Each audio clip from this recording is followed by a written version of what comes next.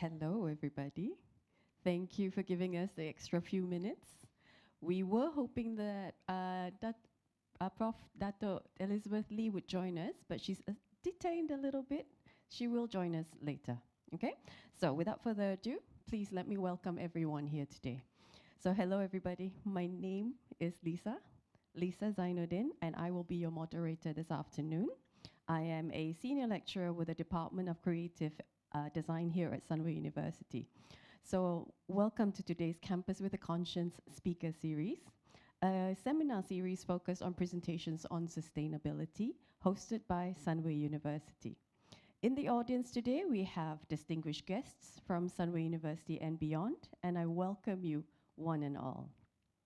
As many of you are aware, Sunway University is home to the Jeffrey Sachs Center for Sustainable Development, the Sunway Center for Planetary Health, and we are also the Sustainable Development Solutions Network home for Asia, alongside New York and Paris, making us the perfect host for this platform and merit its reputation for nurturing a holistic education and promoting a planetary health mindset within our future nation builders. This platform of ours sets out to make a difference in the world. We are delighted to welcome you to join us on this journey and be part of the generation that decided to make a difference. Now, today, we have a very special guest with us.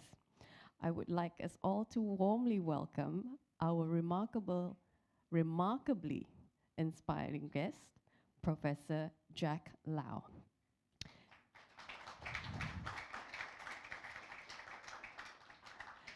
Professor Jack is a technology executive, academic and board director of extensive experience in public company governance, capital markets, and advanced electronic and microelectronic technologies.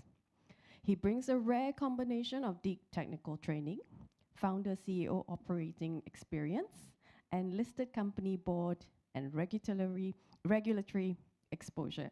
Basically, in a nutshell, he makes me feel smaller than I already am, reading all of his achievements to you. So, without further delay, please join me in welcoming today's guest speaker, Professor Jack Lau, to discuss with us about artificial intelligence and energy, infrastructure, resource constraints, and the future of computing.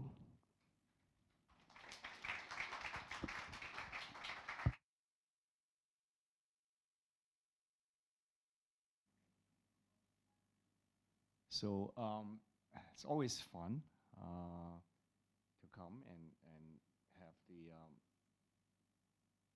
opportunity to discuss with you on topics that I'm very passionate about. Can I have the screen, please? Yeah. So I often talk to people about artificial intelligence nowadays. From different perspective.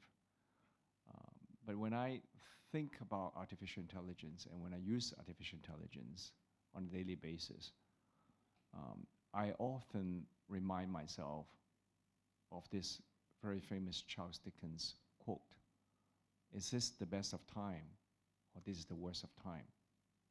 Now, before I begin, Elizabeth has kindly described a bit about myself, but if you don't mind, by the way, everything is done by AI. I cannot draw. My name is Jack, but as Elizabeth or Lisa has explained, I do too many things.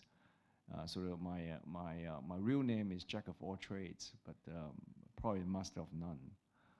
But despite that, I thank you for coming over and have me share with you some of the thoughts about AI. So why do I think that it's the best of time and perhaps the worst of time? If I ask you this question, if I said to the audience here, if one day, whoever you are, student, entrepreneur, professors, academics, or just an ordinary person in the family, I tell you that you win a lottery. The lottery is as such. You are given by the government a grant to hire 1,000 experts of any subjects that you want. Not only that, you don't need to pay them, you don't need to feed them, they will work 24/7, and they will never complain. Now, a lot of people don't think of AI that way, but in fact, I think this is the correct frame of mind. However, if you are not prepared, giving you 1,000 experts in subject matters of any choices that you make no difference to you. Some of you are, just like many of my friends, are very adamant that I want to do everything by myself. I want to do research by myself. I want to learn a new method by myself. I want to compose a letter by myself. While some other people will say, great, I'll let AI do everything. But in fact, that's what AI is all about. And a lot of people may have forgotten the emergence of artificial intelligence has happened maybe 36 months ago. I remember I was here speaking about AI, maybe a year ago.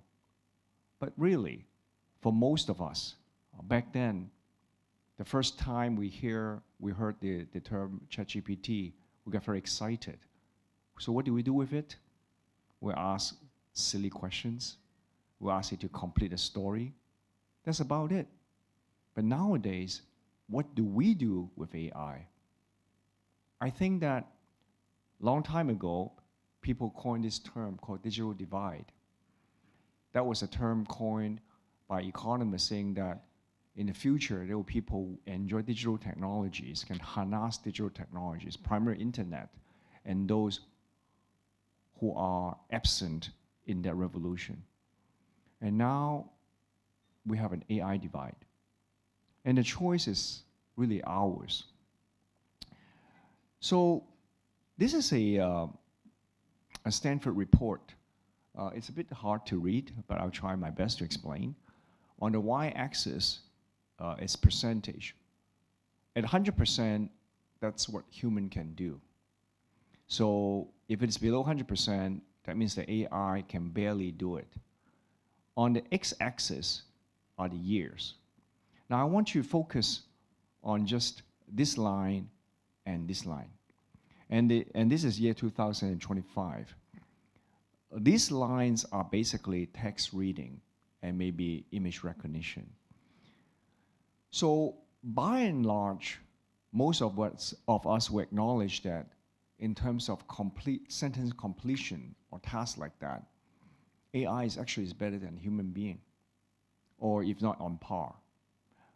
And especially if you consider that they can do multi-language, definitely is better than most human beings. I don't know anybody that I know of can speak 60 languages and be fluent in it, and historical context as well, cultural historical context. It's rather impossible, but AI can do that. On this axis, on this line, is programming coding.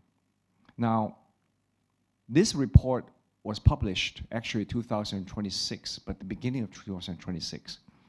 And it was looking at the ability for AI to do programming. Basically, in 2024, we think that AI can do maybe 10% a human can do.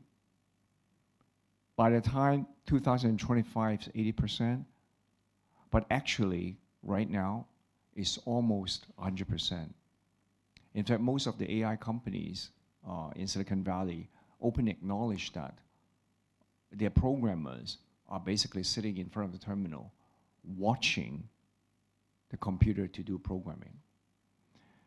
So, to make this a bit more fun, this is actually a very hot startup. This startup is called Raft, build.ai. It basically is, if you're familiar with computer, there's a thing called OpenClaw, but then this replaces OpenClaw, and then you can use it and install it, and you can do tasks. You can send emails for you. You can program it to do. You can ask it to do different tasks. that your computer can do. But I'm not here to talk about that particular company. What interests me is this. Sorry. Is this. On that page, they list the founders. Richard, if you can read, is a human. XX is actually a computer agent. Bujan is a computer agent. Noel is a computer agent. Tanny is half human, half computer agent. And Didi is half computer agent, half a cat. Now, when I look at this, I said to myself, I'm seeing the future. And I kid you not, I think the founder, Richard, was being honest. He actually orchestrated the computer to do a lot of tasks to maintain the website and create this business. But at the same time, he actually has computer running different tasks, doing different things for him, most likely unsupervised. His joke about a cat and the agent, my gut feeling is that it just happens to be a cat sitting next to the computer all the time. And this company is already raking in millions of dollars in revenue. It's a startup. So, best of time, worst of time? I think it's the best of time if you know what to do, but it's the worst of time if you decide that this is beneath you. And I fear that a lot of us are caught in the middle. Now, my wife yesterday told me not to do the demo, but I still want to do the demo because I'm an engineer. I mean, what kind of engineer would not do a demo? That's so sacrilegious. So this is me. I just walk through this very quickly. A new phenomenon in AI is called loop engineering. So basically, I'll ask this guy to shut up, otherwise I will be talking at the same time. So basically, this is what I worry about. My internet. Okay, so let it run. So in this case, I have on the left-hand side a picture of traffic signs. And what I want is for the computer to mimic the traffic sign. Sounds simple, right? So how do you normally do it? If you have a Xerox machine, you can photocopy it, you can ask someone to mimic it, right? This is what classic drawing painting is all about. But the latest AI is that the computer program is divided into person A and person B. Person A will look at the picture and try to create it. Actually, I shouldn't say person. Now I'm making a mistake. Agent A of the computer is creating the image. Agent B of the computer does nothing but criticize the creation of agent A. And based on that, the computer will continue. And I'll fast forward this to the result.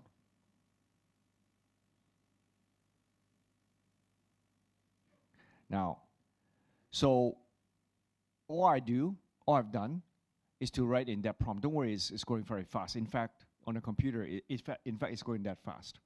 But I'll put, at a certain point, it will pause. And after a while, the original image on the first round, the image came back like this. So agent B is not very happy.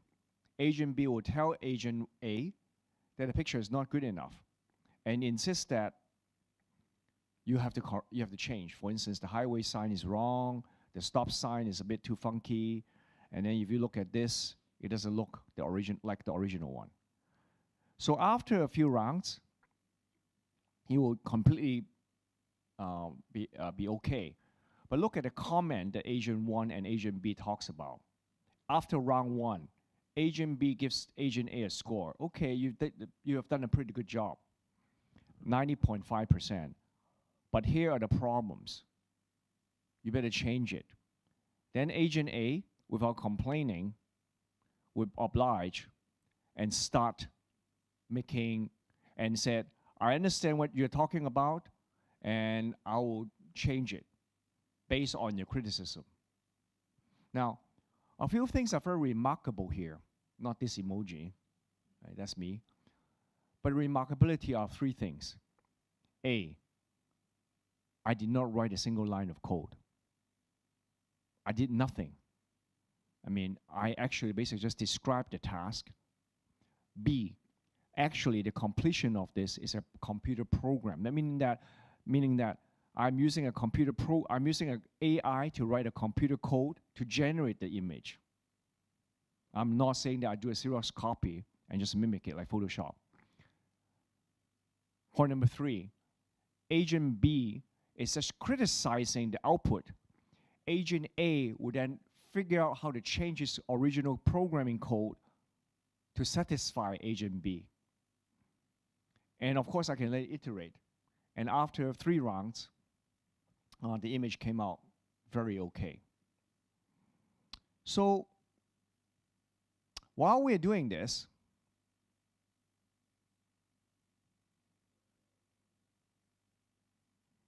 here's the problem. Who could resist AI? It's too tempting, right? Everybody can write a description. Imagine that in the future, if AI comes with a robot and instructed to do things. In applications like medical sciences, drug discovery, household chores, there's nothing that AI cannot do based on this methodology, this paradigm. But at the same time, since I'm here to talk about the environment, I do want to talk a little about the implications. By the way, I have more demos. I have demos to teach how to do investments. The same demo applies. Basically, I create a demo. If after this you're interested, I can show you when the internet is more stable. Then actually I have a committee that if I give it certain, I'll show you the interface. If I give it certain,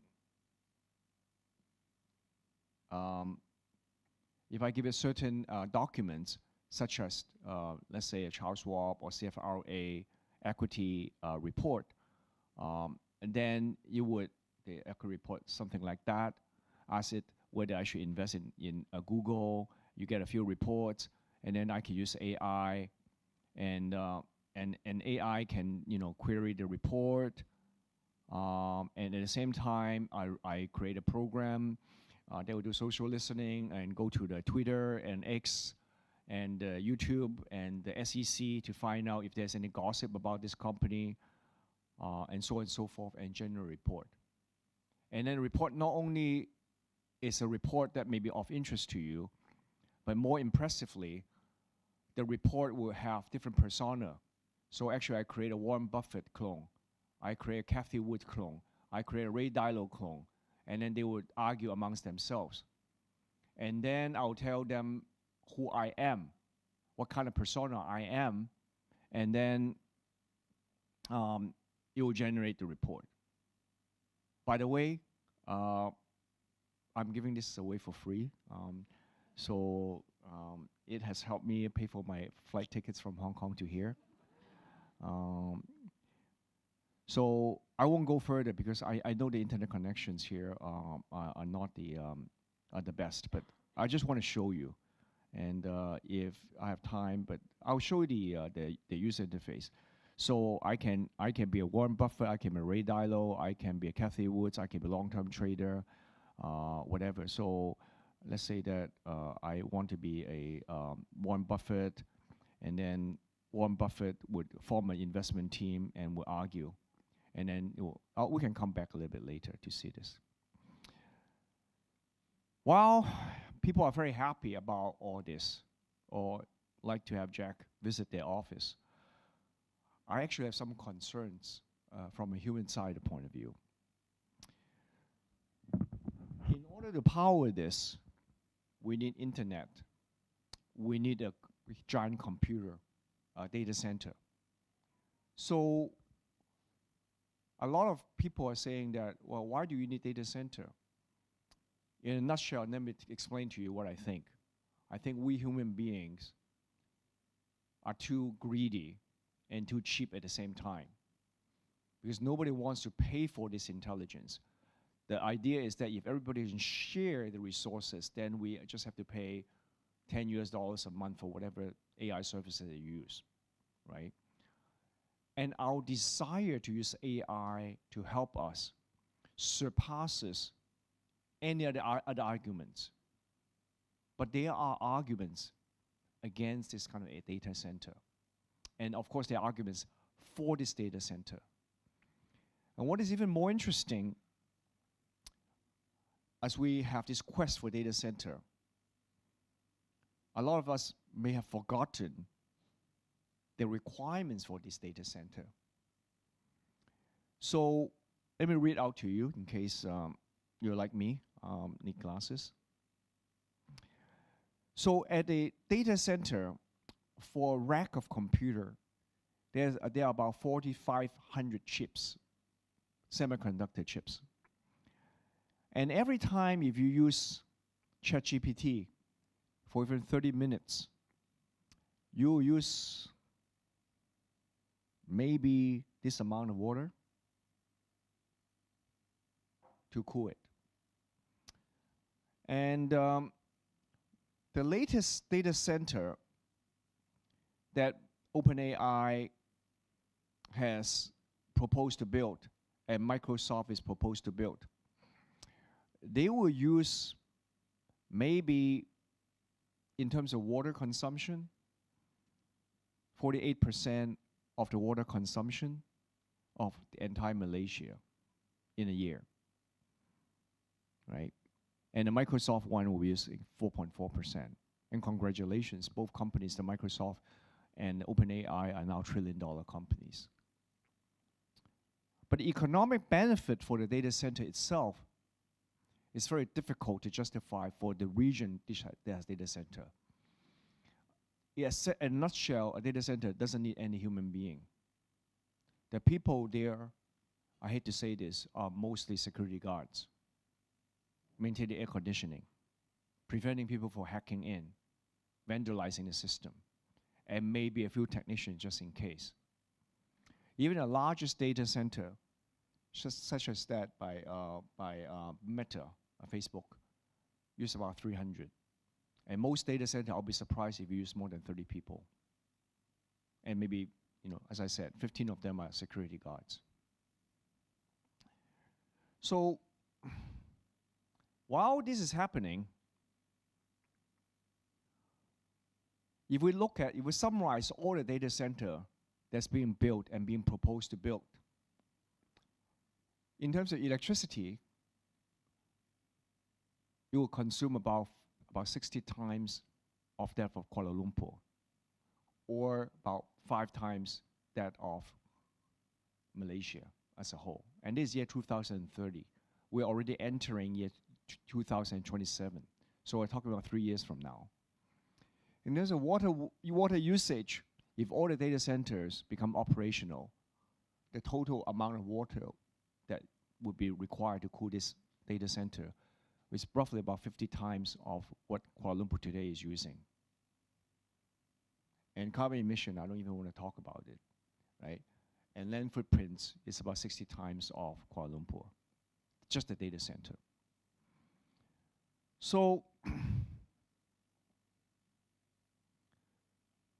again, I'm an engineer. So why is that? Why is that we need so much electricity and water? This is very interesting. Some of us may know why electronics are called semiconductor, because sometimes it conducts and sometimes it doesn't conduct. Right? That's why it's semiconductor. I was going to make a joke about my wife. Sometimes she listens to me, sometimes she doesn't listen to me. But I don't think that's a very, very good analogy, because I cannot control her. Right? So in semiconductor, in theory, you can control it. You can flip a switch, and then it will conduct electricity. You flip the switch again, it doesn't conduct the electricity. But just like in flipping the switch, the action of flipping the switch doesn't require too much power, right? But if you keep switching it, you need a lot of electricity. But the thing is that the semiconductor itself just let the, after passing through a current, doesn't do anything else. So this action of flipping and closing the switch, the electricity, almost 100% becomes heat, thermal energy. That's just physics. So as you keep flipping the switches, all the electricity becomes thermal energy. And of course you say, easy, right? Turn on the air conditioning. But there's a problem. Semiconductor has a property. If it is too warm, it stops working. So roughly at 55 degrees Celsius, it's very difficult for you to work properly. You all have experiences at your home appliances. If it gets too hot, something's bound, bad things will happen. But unfortunately, at today's, like the GPU, the NVIDIA and all that, it takes about 30 seconds to get the temperature beyond 55 degrees Celsius from room temperature. So that means you have to blast either super cold air to the GPU card, the data center card, or you do something else, such as passing through water. And water is good, right? When you're hot, you want to take a shower. Why is that? Because the water density is 800 times that of air. So it's a much better way to cool things, right? Now, of course, there are other ways to do it. You can actually soak the entire data center in an oil bath, which actually people do, right, to make it cool. The latest one is like that. So people think of all sort of crazy ideas to cool data center.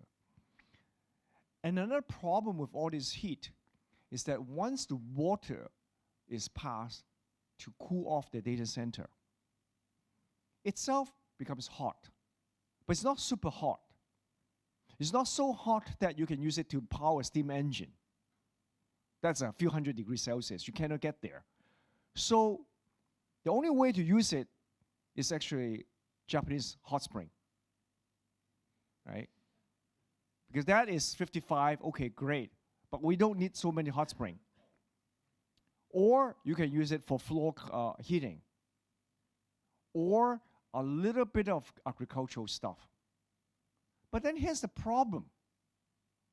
You don't go and build a data center, right, when there's a huge high population.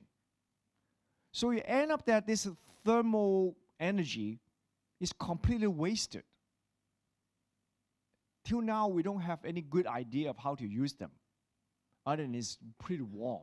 It's so hot that human beings won't like it, but it's useless. So the only way to do it, the only way happen is that the water will just be wasted.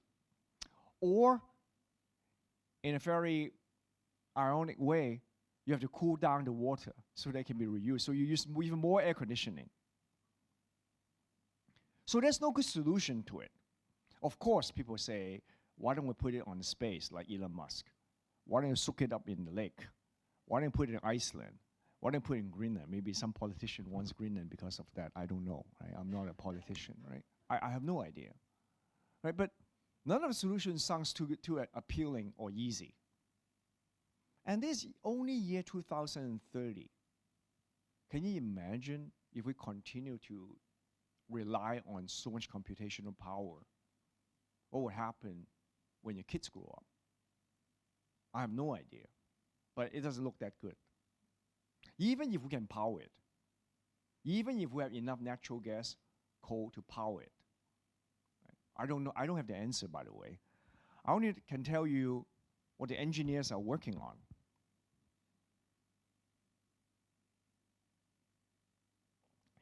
So this is this is the data center around the world. Let me see. I'm trying to see if I can have full screen. Yeah, full screen better. Okay. Well, okay. So this is the data center around the world. If you can read, I try to make this a map. So the Asia Pacific, you see number 2 is Malaysia. Number 1 it's somewhere Australia. In Johor, we're doing a lot of data center. In America, you know, there's 10 gigawatts. The OpenAI, the Stargate, that's a huge beast. The Malaysian one is about 300 megawatts. Somewhere in Africa, and of course China and Middle East. The other thing about data center is that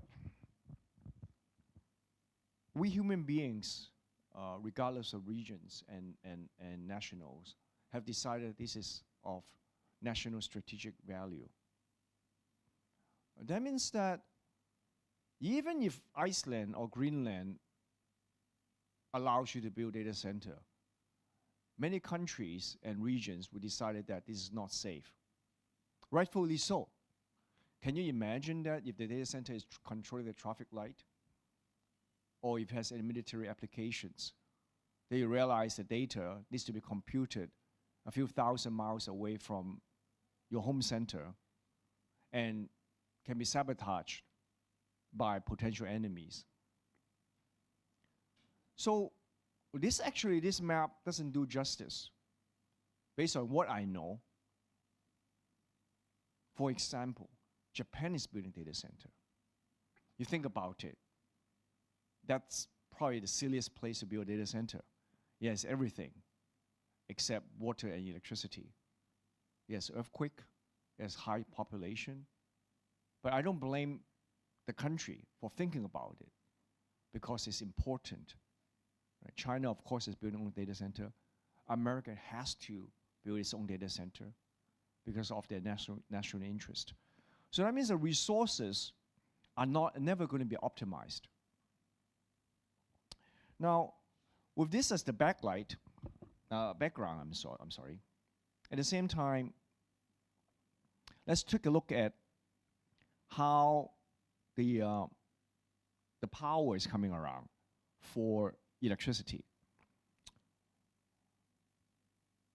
Natural gas, number 1. But natural gas for electricity basically is dominated, the natural gas production is dominated by maybe 3 or 4 places: Russia, America, Qatar, and maybe Australia. The other places has natural gas, but it's very difficult to export. And now with the latest geopolitical situations, the flow of natural gas is very difficult. As an example, where I used to work, Qatar has a population, local population of about 300,000 people, but it supplies 27% of China's natural gas consumption, and just signed a contract for the next 27 years. And China has 1.4 billion people. So that tells you how lopsided the resources are, right? I don't know the statistics for Russia, nor Australia, or America for that matter, but I only know Qatar very extremely well. Some people say, well, then electricity, easy. Data center, you don't need people. Let's put it somewhere in Australian desert and put, solar panel and all that renewable energy. Unfortunately, it doesn't work because data center needs to run 24/7. You cannot say at night, sorry, no data, right? Because every time I look at this, it's always coming back in a cycle. Yes, you can have solar power. No, at night I need data. No worries, I build a battery. Sorry, the battery only produced over there, right? You need all the material. So we are basically solving a solution with more problems. And we keep running around in circle because the most natural thing is not acceptable and not applicable in most places. So, and of course, people talk about nuclear. If you read the news in America, even I think Japan, I don't know about Malaysia, but certainly in China, people are talking about micro-nuclear plant. The latest data center, Microsoft, if you're old enough to remember, there was a huge incident in America called 3 Mile Island nuclear leak. So the latest data center actually is going to build over there. Go figure, right? In fact, there's some people who say that the retired military aircraft carrier can be used as data center. So people are think of all sort of ideas, right? But somewhat of the good news to cheer you up, engineers are hard at work, and there are opportunities. So there are technologies that would say, can we invent some fluid? Yeah, that doesn't need, doesn't like water evaporate, like oil, 油炸, like tempura. Okay, so at least you can get some tempura out, right? So that's good. So, but when you look at it, and there's a loading and all that, but I think the most promising phenomenon that you will see is that the data center, the new standard is that it's going to run at 800 volt.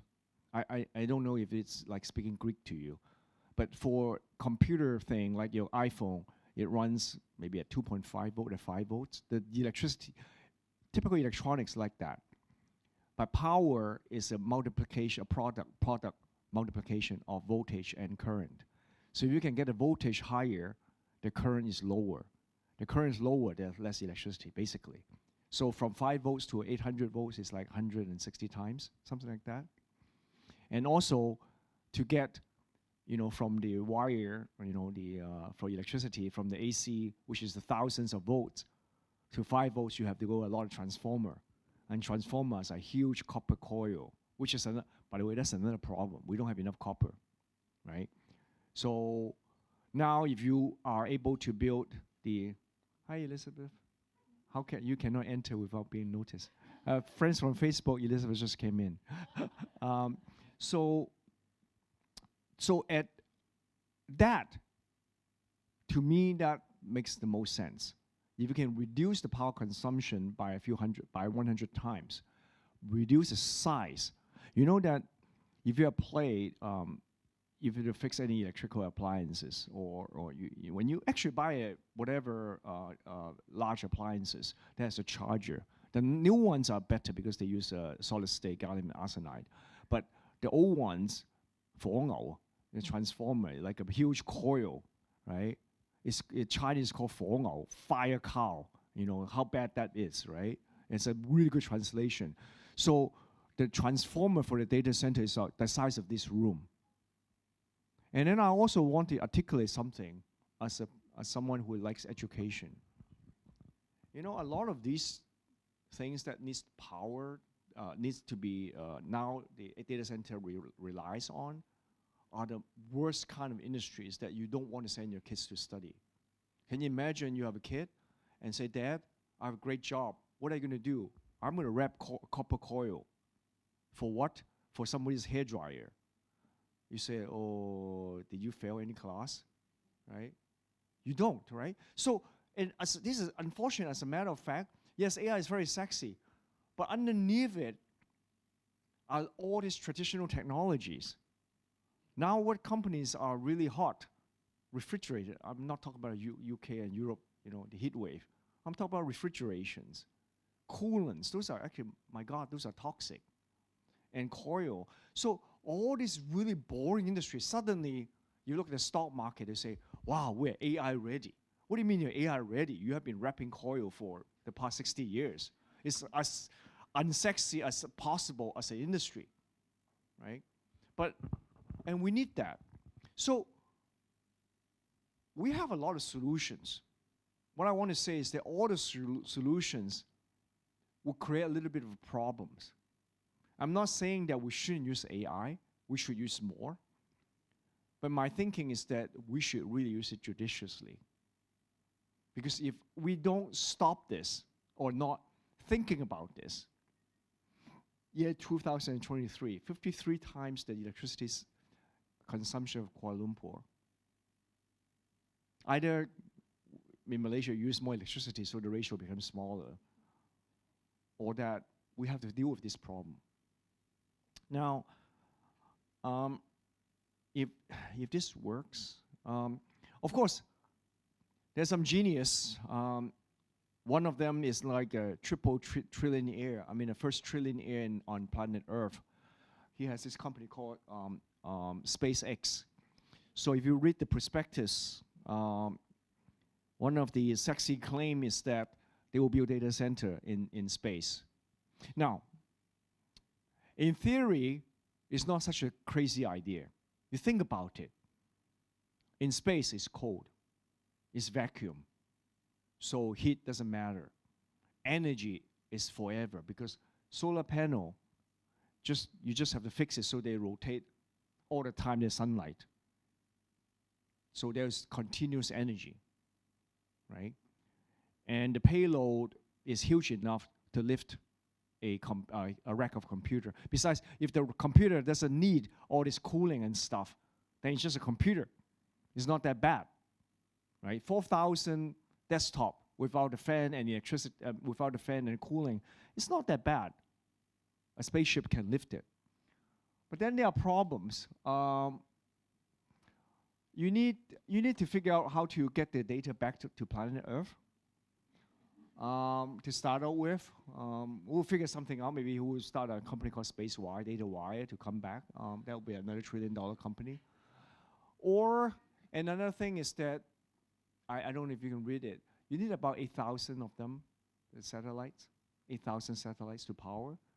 And then the low orbit, LOE, low Earth orbit, low orbit Earth, LEO. So it's unregulated, so everybody can shoot their satellites. So this is very funny. I mean, I keep thinking about this. Then if Mr. Musk can shoot 8,000, then Malaysia will shoot another 8,000, China will do another 8,000. And then you look up the sky, wow, nice. When is this going to fall on my backyard? I don't know. So as an engineer, I always think about these crazy things. I don't know. There's a good solution, but it will lead to unthinkable problem. Solar power, wind power, we talk about it. So I really don't know.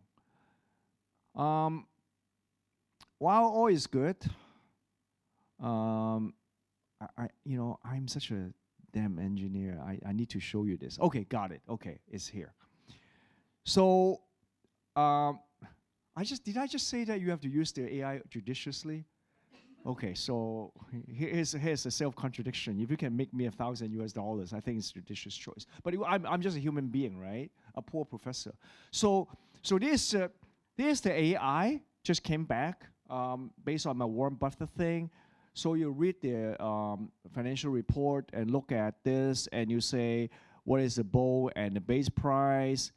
I don't know if you can. Okay, here, let's make this very big because this is everybody asked me this.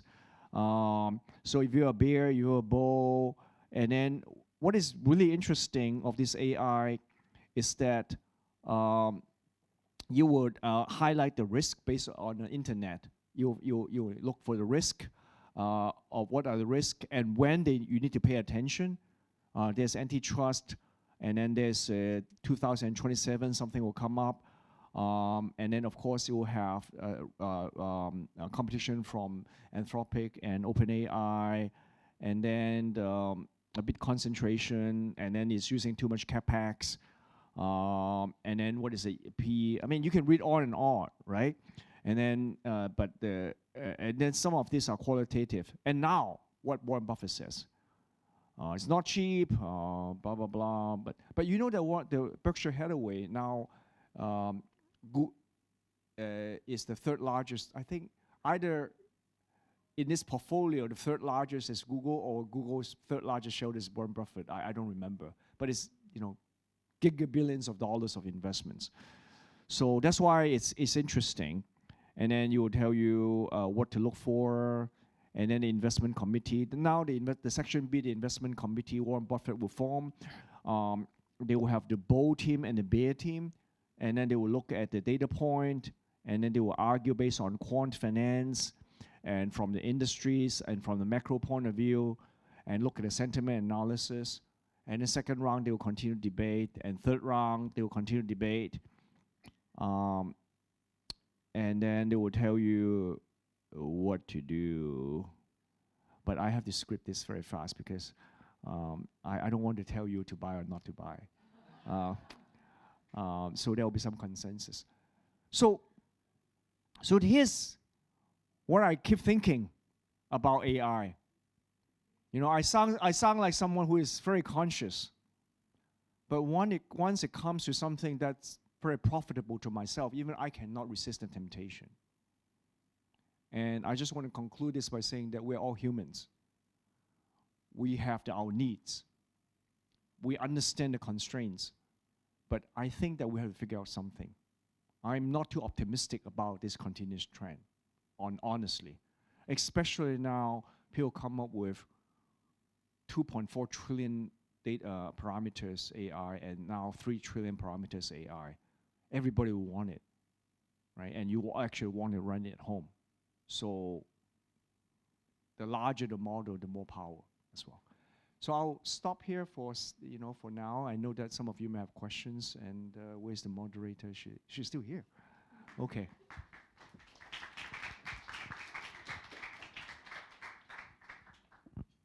Thank you for that, Prof. Jack. So if I could invite you to the front and have a seat. We'll take a 1-minute breather.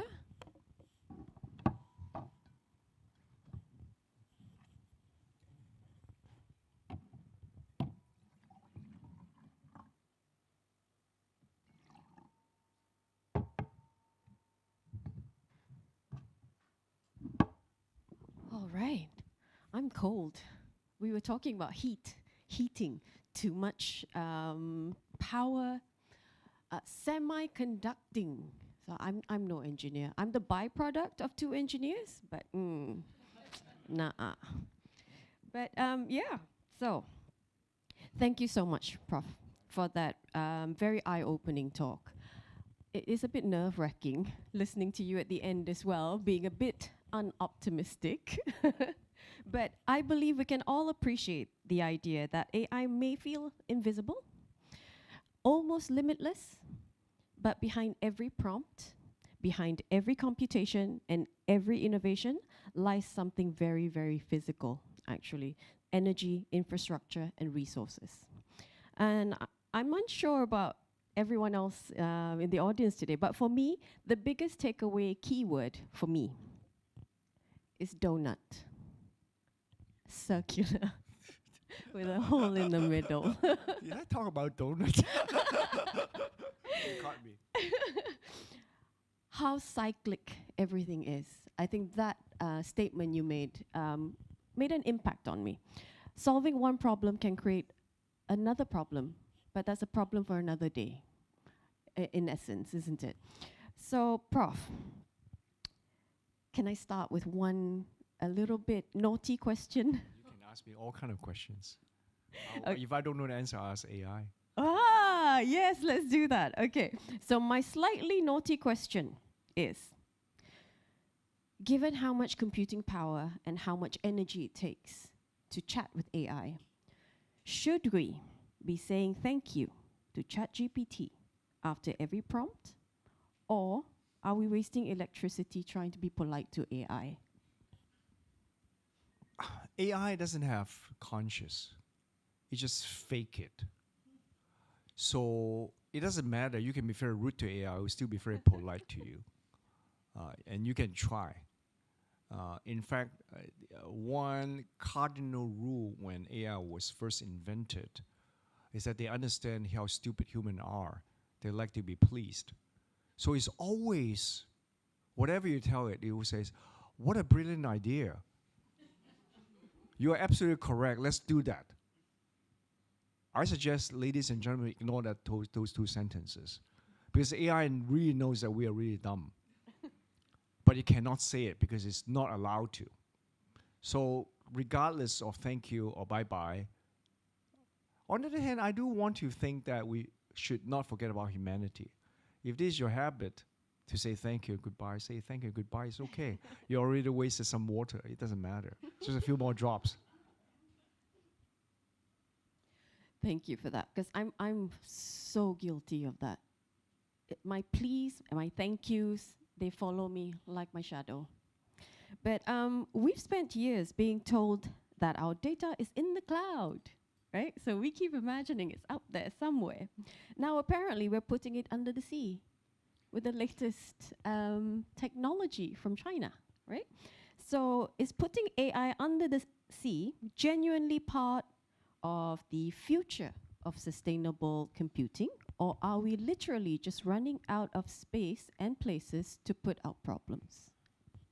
I think a concept that data is a physical, like a capsule, is not entirely true. It has never been and will never be. Yes, data are stored on a computer, bits and pieces, but it's stored everywhere. So all the big guys, they will first have something called fault-tolerant system. So the data, the computational are distributed all over the world, subject to the availability of services. So honestly, I think that we human beings are wrecking our brain to find solutions. So whatever works, we'll use it. In space, if it works, if it is nuclear power plant, it's fine. If it is next to the natural gas station, it's fine. Next to put in Middle East where there's ample sun and unlimited energy, that's fine. The issue really is that we haven't even begun to fully use AI amongst ourselves. I mean, if I have a theme, I would want to say that we're just beginning. If beginning looks like this, imagine everybody is running autonomous car, right? Robots are running around, and the security forces of all nations are powered by AI. Tradings are done by AI. So in a nice way, I'm sure the world is better for many of us. But in terms of computational power, the tokens, yes, China has come up with cheaper ways to use token, a more optimized way. But it doesn't matter. You multiply our need by 1,000, then we don't have enough, right? Even my mother, who is 95, likes to. Actually, I'm very happy. She decided to talk to ChatGPT or whatever is better than talking to me. So imagine that, right? Thank you. Do we need a little pick-me-up after that? I feel like we might need a little pick-me-up. So what I'm going to do is I'm going to open the floor for question and answers. We don't have very much time, but we will take a few questions from the floor. Anybody with any burning questions at the moment before I start hogging the questions again? Yes. Sir. Microphone.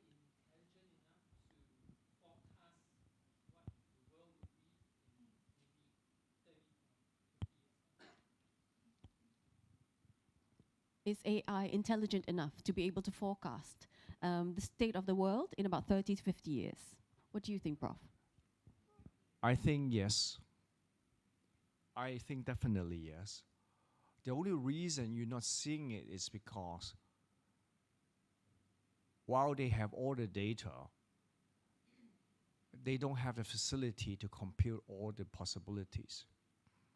So it's merely a computational bandwidth problem. If you think about it, in our room we have about 50 people. If AI knows all your personality, your human bodies and all that information, and you say, after this talk, what are you going to do? Do you head to the car? Do you go back to your office and all that? I think that AI can do a very good job, right? So my feeling is that unfortunately people want that. Now, of course, it's self-conflicting because once I know that this is going to happen, I can do something to change it, but AI can also know that. So you can immediately change the forecast. But having said that, it's way better than us. And you see that using AI for, sort of like things like trading. That's because it's all numbers. and it's all structured data. It's a lot easier.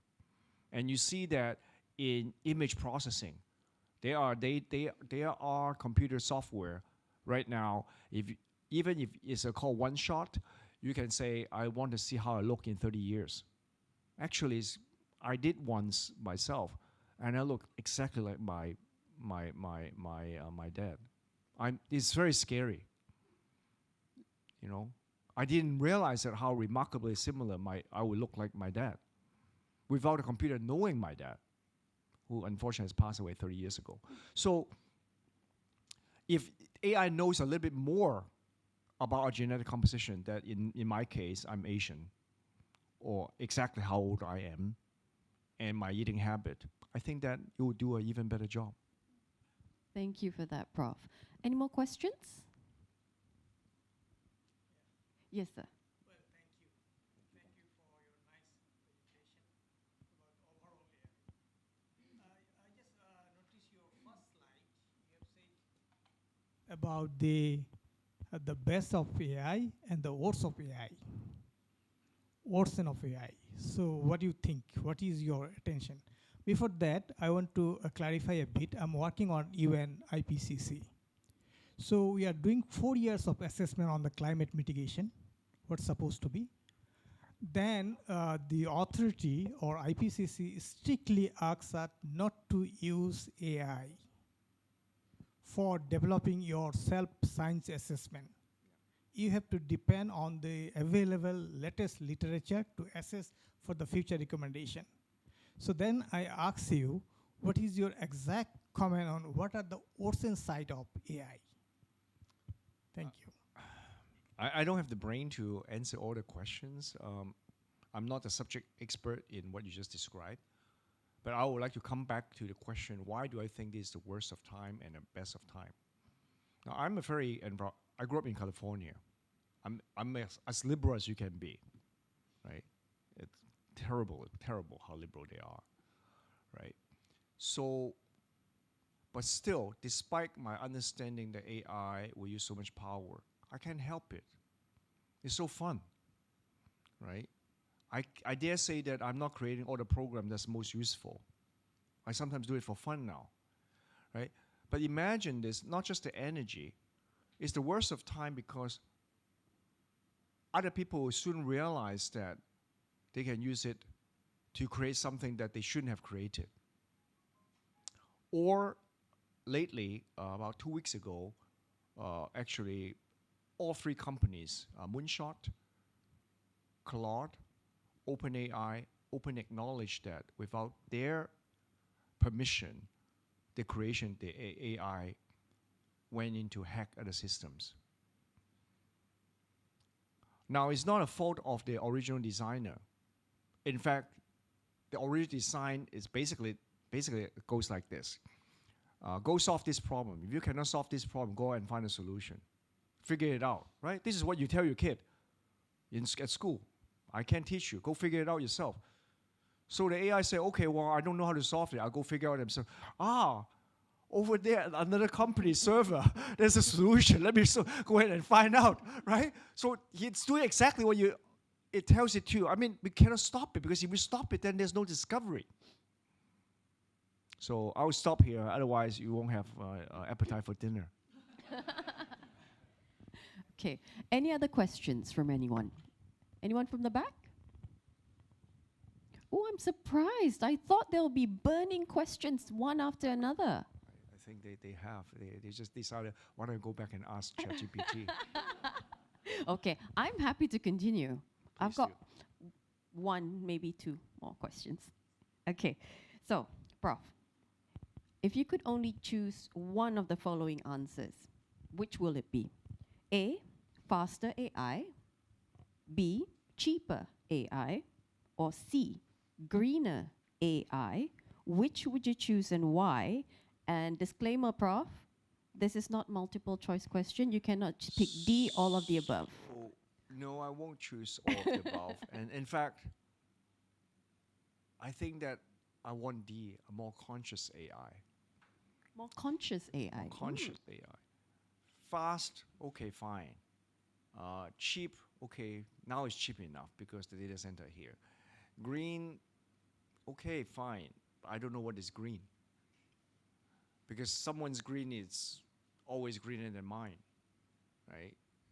A green way to live is not to fly, right? So how can we resist flying to see our loved ones? But a more conscious AI is something that we should all work on. Because, and this is very difficult because this is precisely what we don't want a computer to be, have consciences. But on the same time, how nice it would be if it is just as human as we are, a normal human, not your worst enemies, right? So hard. Yes. Sorry, Prof. Jack. Do you mean a more conscious AI or more conscience AI? I was trying to figure out the two. Okay, so English is not my strong street. I mean, Richard, you have to help me. When I say conscientious, conscious, in this case, is synonymous because we don't have that at all in AI. Now it's all fake. You know, in the old days when AI first came out, we talk about hallucination, and we basically solved that problem precisely because we say if you hallucinate, please go out and check. So go to the next room and hack, right? So that's what it's doing. Yes. So basically that stops the problem. But when do I stop hacking? When do I know? Or when do I know that I don't know? AI does not know, it doesn't know. I mean, I remember a US diplomat long time ago made this, I think it's Dick Cheney. He said, you know, the worst enemy is when you don't know what you don't know. But AI is precisely that. It doesn't know that it doesn't know. It thinks it knows. And it's very convinced that you're wrong, he's right. So things like that. So conscious, conscientious, we have neither, unfortunately. It's all phony. And then, unfortunately, humanities are pushing it to ignore this too. In a nice way, when you get old, Catherine and I don't have kids. How nice would it be if we have a robot that can serve us and talk to us and take care of us, right? But on the other hand, if you are 25, you'd rather have a robot as a buddy and decide that you won't talk to anybody. That's terrible, right? So, I don't know. Conscious, conscience, conscientious. Okay, I thought I Okay, gave you Richard. three This is ABC only, this is Prof. like SAT exam now. Okay. Do we still not have any questions from the... Oh, now we do. We have questions, because I was going to ask one more. Hi. Now that I have heard that AI requires massive resources like power and water, and is it conceivable that unless it's a breakthrough in technology, low energy, etc., AI adoption would be stopped at some point? It would be a very niche, expensive product. Only people who can justify using AI and paying a lot of money would be using AI. So it's unlikely to be an egalitarian product. It's an excellent question. So, DeepSeek, for many years, are known to be the cheapest and most powerful AI. Cheap and powerful at the same time. So, 2 weeks ago, it decided to raise its price for the tokens. Moonshot's Kimi 3, when it first came out, 2.7 trillion parameters, the demand was so high that it has to stop. Claude has to raise its price. Well, the high-end model has raised its price. Low-end model has lowered its price. I'm not too sure, but I think that this AI divide, at the end of the day, is a wealth divide. You're correct. Even today is a wealth divide, right? So one has an iPhone 17 Pro Max and a fast bandwidth. The other guy has whatever, El Cheapo X Nokia, right, with 2G. So what can you do with the AI? I think that we increasingly will see that. And the establishments usually have a better, access to resources. But at the same time, maybe in a different, perspective, it's a good thing that the resources will be used more productively, like medical research and all that, rather than just create another yet stupid cartoon like what I just did. So it's, I don't have the crystal ball to see that. I think the people will fight for it. But we're already fighting for models already, the tokens. There are companies in Silicon Valley said to grade your performance is to see how efficiently you use your tokens. Every employee go in will give a number of tokens, and the productivity is based on the tokens you consume. So, Thank you for that, Prof. Jack. We have another question. Yes, sir. Thank you, Professor Jack Lau. Very nice talk. So the concern is that using AI is we are using a lot of water and wasting the water. That means producing the heat. But the issue is that it is possible to convert the heat to another form of energy. I mean, that water can be used to convert, as an example, we can produce the hydrogen by using the heated water. thermal battery and all that, yes, correct. Yeah, I mean, not for the battery. As an example, we can produce that the energy can be converted to other forms.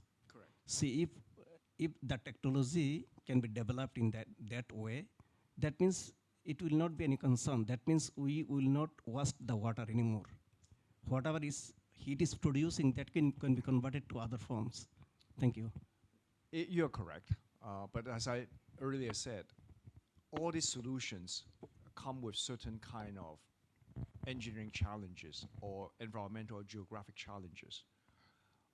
For instance, data center in the Middle East, where the population is very sparse.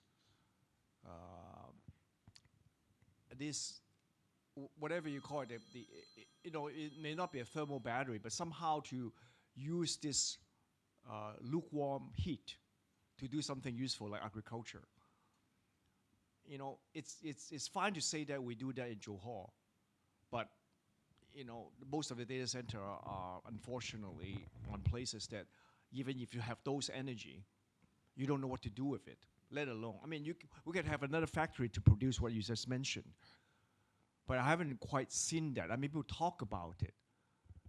In the most ideal way is not to generate so much heat in the first place. So that's why I said on all this solutions, what I like most, because that's an easy one. That's just basically changing the standard. Yes, you have to have some electrical changes, but that's far easier not to generate so much heat, because a lot of places don't have that much water in the first place. So a lot of places in America don't have that kind of water in the first place. And so in China, for instance, they said that all the data centers are on the west, but unfortunately all the populations are on the east. So then you have the data center, you have to transmit all the data, and that's another problem. So that's why I keep thinking there's always a lot of problem. Your data center, there's nobody living there. And the people who need the data are actually along the coastline. I'm talking about China. So you need transmission line, you need data lines, and doing all that. So I struggle. I struggle. But I'm not saying that. I think that's a great way of thinking about it, and it's certainly a very rich research areas. See, I told you, donut. We should have donut for dessert today. Okay. We don't have much time left, but if you don't mind, Prof, if you could have any advice for any of us out there, students, working adults, something that could maybe uplift them and just make them think there is still hope in my donut future. Well, super good news for all of you. Super good news. We will live a lot longer and be more productive with AI. That I can guarantee you, right? The innovation done by AI on medicine, on livelihood, and also if you're a young person, in another talk, the thesis of my talk is called a one-person unicorn. I honestly believe that in the future, you will see companies that are extremely successful that are just managed by one person or even half a person, meaning that he is only doing half-time, part-time, while it says another full-time job. Because once you figure out those agents, once you start it, you don't need it. You don't need to monitor it. I mean, it's self-orchestra. Just like the company I show you, the half Asian, half cat, right? You see more of that. And so I think that's the bright side of AI, in my own opinion.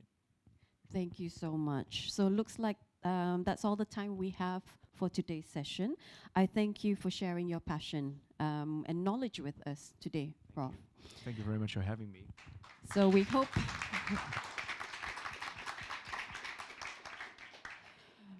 so we do hope that you've been able to take away some sort of learning point on planetary health from the seminar, and hopefully apply something in our daily lives and look forward to our futures as well, holy as it may be.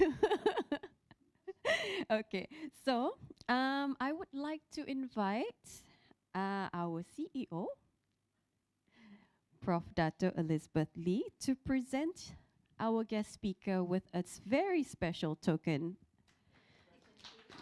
Yes! It's almost make-believe. AI, but not make-believe. So it is, yes, it's a commemorative teapot. It was especially designed to celebrate 20th anniversary partnership between Sunway University and Lancaster University.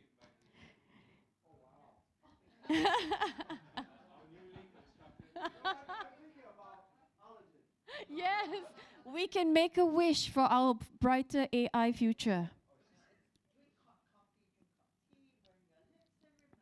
Yes. Autograph books, yes. So more than a commemorative gift, the teapot symbolizes the enduring connection between United Kingdom and Malaysia and the continuous exchange of knowledge, ideas, and experiences between our two global partner universities. So it reflects the strength, shared values, and lasting legacy of this long-standing academic partnership. Thank you so much for that, Prof. And with all of that being said, on behalf of the wonderful organizing team, I would like to say a very big thank you, everybody, for caring enough to spend time with us today for our Campus with a Conscience. So I hope I'll see you again in the next installment of Campus with a Conscience. Thank you.